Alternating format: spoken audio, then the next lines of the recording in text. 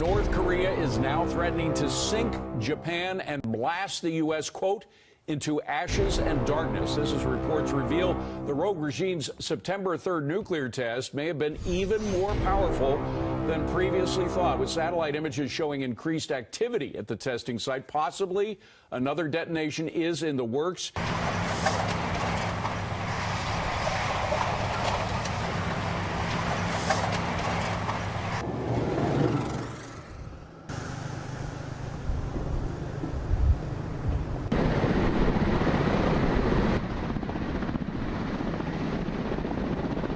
Meantime, officials in North Korea threatening to reduce the United States to, quote, ashes and darkness and to sink Japan. That's according to state media there. It comes after the United Nations passed new sanctions against the country because of its latest nuclear test. Earlier this month, Kim Jong-un conducted the country's 6th nuclear test. Analysts say it was the most powerful test yet. The latest threat comes amid reports that North Korea may be preparing for yet another missile test. It also comes as Secretary of State Rex Tillerson meets with his counterparts from around the world in London to discuss North Korea. This is a Fox News alert. North Korea has fired off another missile. It headed toward Japan. The Japanese government is saying it went over Japan into the Pacific. Let's go live now to senior foreign affairs correspondent Greg Palcott in Seoul, South Korea right now. Greg. Brett, we're getting the information from a variety of sources. It appears that this projectile, this missile launched from the area around Pyongyang, the capital of North Korea, just a little bit before 7 a.m. local time here in the Korean Peninsula. That would be about a half an hour ago. It then flew eastwards, and by all accounts, it crossed the Sea of Japan, and it crossed the Hokkaido Island, the northern island in the archipelago of Japan, and apparently went further through into the Pacific Ocean. Now, this is the second time that this sort of trajectory has occurred with missiles coming from North Korea in recent weeks. It has alarmed Japan. It has called individuals, citizens, to go to shelters. We have seen that happen before in the last blast. We do not know whether this is an intermediate blast, whether it is an intercontinental ballistic missile. There was some speculation that a flattened trajectory launch could be made from North Korea. Once again, it would have to fly over Japan to reach its goal. If it was this flattened trajectory launching of a missile, then it could go deeper into the Pacific.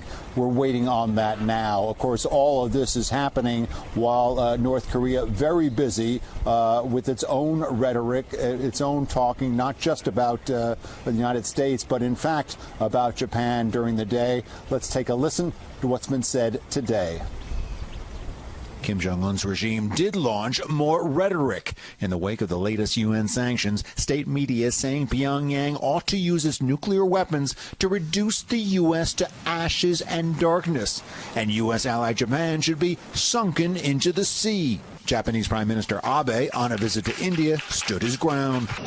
The whole of the international community must fully implement the recently adopted United Nations Security Council resolution and force North Korea to change its policy. Secretary of State Tillerson in London, meeting with UK Foreign Secretary Boris Johnson and others, also promoted the UN resolution. Additionally, he called on North Korea ally China to do more. I am hopeful that China, as a great country, a world power, will decide on their own and will take it upon themselves to use that very powerful tool of oil supply to persuade North Korea to reconsider its current path towards weapons development. Back in Seoul, some are more pessimistic about the prospect of reining in the North Korean regime. I don't think, unfortunately, there is any way to stop them now. No way. No way. Leading North Korea analyst Andrei Lankov thinks that the North will resist sanctions and will only come to the negotiating table to freeze its nukes in exchange for concessions. They want to get to the point when they have a sufficient number of their intercontinental ballistic missiles capable of destroying a sufficient number of the American cities. Again, analyst Lankoff talking about North Korea building up an arsenal of intercontinental ballistic missiles that could hit the United States. We don't know exactly what this missile was that was launched from Pyongyang in the direction of Japan over that into the Pacific Ocean, but certainly it is a part of this ongoing, very active missile testing program that we have seen from North Korea, coupled with a test a short while ago of a nuclear device, and it is an arsenal that now is beginning to be reckoned with. Brett. You know, Greg, the last missile test was late August, and it was classified as an intermediate-range ballistic missile flying over Japan, actually that same area, that island you mentioned, Hokkaido Island, and there were U.S. Marines training on that island at the time when that missile flew over. They were not in danger, we're told by the Pentagon. I want to ask you about South Korea's reaction to all of this, and if their response has changed in recent days as North Korea has become more aggressive. Japan and South Korea have become more aggressive towards this. We heard from Japanese Prime Minister Abe today demanding that the recent UN Security Council resolution be implemented, criticizing some very strong rhetoric that we had just heard, talking about Japan being sunk into the sea this morning on state media in North Korea. Maybe a hint of what was to come just about 24 hours later. Japan getting tougher, South Korea getting tougher. We've been watching the government here much more saber rattling, much more military exercises. They realize they have a regional defense issue that they're dealing with, just as the U.S. deals with a longer range threat, Brett. I hear all these North Korean experts, one guy in particular, Andrei Lankoff, saying that everybody underestimated the progress of both the missile and the nuclear program in the North Koreans. How could that be? Well, because it's very difficult to know what's going on inside North Korea. It's a very tough intelligence target. And, David, this has been going on for many years. I've been following North Korea for many years. And when I was on the Hill many years ago, there was a thing called the Rumsfeld Commission back in the late 1990s that looked at this. And it turns out that because we don't have we have imperfect knowledge, that it's often these countries are able to move along faster than we expect they would. So based, excuse me, Peter, but based on that, based on what we now know they are capable of and how badly we were prognosticating about how quickly they could do things, when will they be able to put a nuclear weapon on top of a missile and hit a target in, say, Japan?